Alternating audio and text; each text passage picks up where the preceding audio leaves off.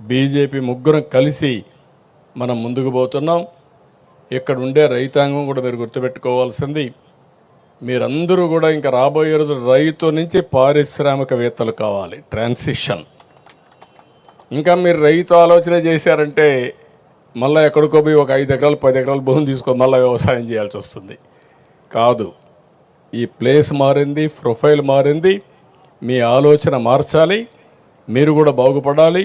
రాష్ట్రంలో ఉండే ప్రతి ఒక్కరికి చెప్తున్నా, నేను ఎక్కడ ఏది చేసినా ప్రజల కోసం చేస్తా, భవిష్యత్ తరాల కోసం చేస్తా. మీరు కూడా సహకరిస్తే రాష్ట్రం అన్ని ప్రాంతాల్లో అభివృద్ధి చేసుకుంటాం. ఈ ఒక్క ప్రాంతం కాదు, విశాఖపట్నం దీనికంటే ఫాస్ట్గా వెళ్ళిపోతూ ఉంది. ఒకే ఒక నిర్ణయం, $10 బిలియన్ ఇన్వెస్ట్మెంట్ వచ్చింది. స్వతంత్రం వచ్చిన తర్వాత, ఆర్థిక సంస్కరణలు వచ్చిన తర్వాత దేశంలో వచ్చినటువంటి అతిపెద్ద FDI గూగుల్ ఇన్వెస్ట్మెంట్ అని చెప్పి కూడా నేను మీకు తెలియజేస్తున్నా. ఫస్ట్ టైం అలాంటి ఇన్వెస్ట్మెంట్ వచ్చినప్పుడు ఇంకా రాష్ట్రంలో చాలా వస్తున్నాయి. అవన్నీ కూడా మీరు చూస్తున్నారు. మీ మంచి మనసు పనిచేసింది. స్థలబలం అమరావతికి బ్రహ్మాండంగా ఉంది. కొన్ని ఇబ్బందులు వచ్చాయి, కానీ ఆ ఇబ్బందులు అధిగమించాం. మనం వేసిన ఫౌండేషన్ కూడా చాలా స్ట్రాంగ్గా ఉంది. ఆ రోజు నాకు బాగా జ్ఞాపకం, మొత్తం రాష్ట్రం దేశంలో ఉండే దేవాలయాలన్నింటిలో పూజలు చేసి పవిత్రమైన జలాన్ని, పవిత్రమైన మట్టిని తీసుకొచ్చాం. ఆ దేవుళ్ళ ఆశీస్సులు తీసుకొచ్చాం. మసీదుల నుంచి, చర్చిల నుంచి, ప్రార్థనాలయాలను తీసుకొచ్చాం.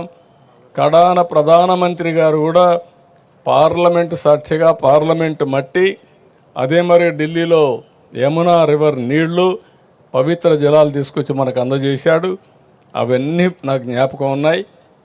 దేవతల రాజధాని అమరావతి అయితే ప్రజా రాజధాని ఈ అమరావతి. నేను ప్రతిరోజు ఒకటే వెంకటేశ్వర స్వామిని కోరుకుంటాను. వెంకటేశ్వర స్వామిని కోరుకునేది నేను ఒకటే, కలియుగ దేవుడు వెంకటేశ్వర స్వామి. నాకు ప్రాణభిక్ష పెట్టింది కూడా వెంకటేశ్వర స్వామి. మరో జన్మనిచ్చాడు. అలాంటి వెంకటేశ్వర స్వామిని నేను కోరుకునేది, దేవతల రాజధాని అమరావతి ఏ విధంగా అయితే ఉందో మనం ఊహించుకుంటున్నామో అలాంటి రాజధాని, అలాంటి రాష్ట్రాన్ని నిర్మాణం చేయడానికి అవకాశం ఇవ్వమని వెంకటేశ్వర స్వామిని ఎప్పుడూ ప్రార్థిస్తానని చెప్పి కూడా నేను మీకు తెలియజేసుకుంటూ, మళ్ళీ ఒకసారి మీతో కూర్చుంటాం. ఎవరికి ఏ సమస్యలున్నా అన్నీ కూడా పరిష్కారం చేసుకుందాం. టైం టు టైం కూర్చొని ఈ ముగ్గురికి బాధ్యత చెప్తున్నా. రైతాంగాన్ని మేనేజ్ చేసే బాధ్యత మీ ముగ్గురిది. మీకేదైనా సమస్యలు ఉంటే నేను కూడా పిలిపించి మాట్లాడి ఒక యాక్షన్ ప్లాన్ తయారు చేసుకొని దానికి అనుసంధానంగా అందరం ముందుకు పోదాం.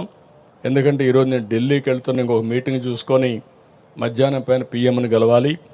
ఎందుకంటే 16వ తారీఖు PMని ఇన్వైట్ చేస్తున్నాం. ఆయన శ్రీశైలం, కర్నూలుకు వస్తున్నారు సూపర్ GST కింద. ఆ ప్రోగ్రాం ఉంది కాబట్టి టైం డిలే చేయడానికి వెళ్ళలేదు.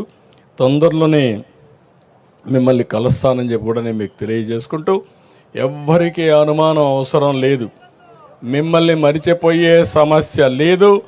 మిమ్మల్ని మరిచిపోతే మీరు చేసిన త్యాగాన్ని నేను మర్చిపోయినట్టు అవుతుందని చెప్పి మరొకసారి తెలియజేసుకుంటూ, మీ త్యాగాన్ని గుర్తుపెట్టుకుంటా, మిమ్మల్ని గుర్తుపెట్టుకుంటా, దానికి ప్రతిఫలం అనునిత్యం ఆలోచించి ఏ విధంగా చేయాలో చేసుకుందామని చెప్పి తెలియజేసుకుంటూ, మరొకసారి వండర్ఫుల్ అకేషన్. జీవితంలో మరుపు రాలేనటువంటి సంఘటన. ఫస్ట్ బిగినింగ్ మాత్రం ఇది అయిపోయిందని నేను అనడం లేదు. ఈరోజు ప్రారంభం చేశాం.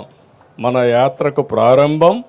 కనీసం కూర్చోవడానికి ఒక ప్లేస్, ఆ ప్లేస్ ఇచ్చిన మిమ్మల్ందరినీ పేరు పేరున అభినందిస్తూ అందరికీ నమస్కారాలు.